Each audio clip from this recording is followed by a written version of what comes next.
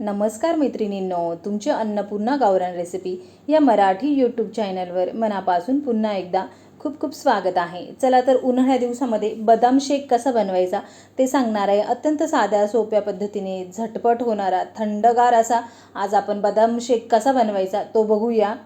कमी साहित्याचा वापर करून आज आपण कमी वेळेत बदाम शेक बनवणार आहे। चला तर आपण आता कृतीला सुरुवात करूया। हे बघा, आपण आता एक कढई घेतली। कढईमध्ये आता आपण दूध टाकून घेऊया। तुम्हाला जितपत बदाम शेक बनवायचं आहे त्या अंदाजानुसार तुम्ही दूध घेऊ शकता। मला 2 ग्लास इतका बदाम शेक बनवायचा आहे, त्या अंदाजानुसार मी अर्धा लिटर इतकं दूध घेतलंय। त्याला उकळी येण्यासाठी ठेवलंय।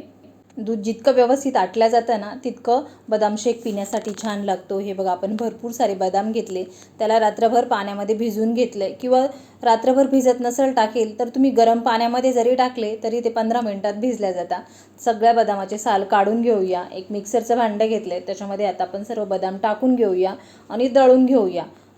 बदाम आधी बारीक करून घ्या। या पद्धतीने बारीक करून झाल्यानंतर त्याच्यामध्ये आता आपण 1 कप इतकं दूध टाकूया आणि पुन्हा एकदा व्यवस्थित फिरवून घेऊया।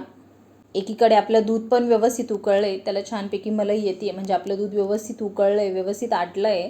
त्याच्यामध्ये आता आपण जे बी बदाम दळून घेतले ते सर्व बदाम घालून घेऊया। त्याच्यामध्ये आता आपण केसर घालूया। केसर ही आवर्जून घाला, त्याने बदाम शेक पिण्यासाठी खूपच टेस्टी असा लागतो। त्याच्यामध्ये आता आपण कंडेन्स्ड मिल्क घालूया। मी 2 ग्लासला 1 कप इतकं कंडेन्स्ड मिल्क घातलंय।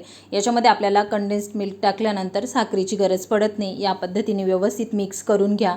त्याच्यामध्ये आता आपण 1 वाटी इतकी मिल्क पावडर टाकूया, किंवा अर्धी वाटी टाकली तरीही चालेल। चमच्याच्या साहाय्याने पटपट मिक्स करा, म्हणजे मिल्क पावडर गरम दुधामध्ये पटकन मिक्स होते, पटकन वितळते, अजिबात डिकोळ्या होत नाही। त्याच्यामध्ये भरपूर सारे बदामाचे काप घालूया, त्याला व्यवस्थित मिक्स करून घेऊया आणि आपल्या बदाम शेकला व्यवस्थित उकळी आणून घेऊया। जितकं व्यवस्थित उकळलं जातं ना तितकं बदाम शेक पिण्यासाठी छान लागतं।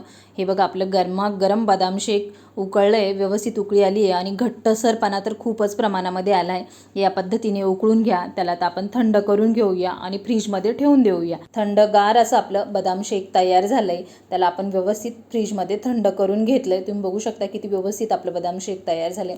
मार्केटपेक्षाही घरच्या घरी सुंदर असं आपण बदाम शेक बनवू शकतो। आता आपण 2 काचेचे ग्लास घेतले, त्याच्यामध्ये आता आपण बदाम शेक ओतून घेऊया। झटपट होणारा आज मी तुम्हाला बदाम शेक दाखवले। त्याच्यावरती आता आपण बदामाचे काप घालूया। तुम्हाला जितपत बदाम घालता येईल तितके घाला, तितके बदाम शेक पिण्यासाठी छान लागतो। नक्की या पद्धतीने बनवून बघा। आवडल्यास लाईक, शेअर, सबस्क्राईब नक्की करा व उन्हाळ्या दिवसामध्ये या पद्धतीने थंडगार असा बदाम शेक तुमच्या मुलांसाठी बनवा आणि तुम्ही पण प्या। अतिउत्तम असा लागतो। चला तर भेटूया अशाच एका नवीन पुढच्या रेसिपीसोबत।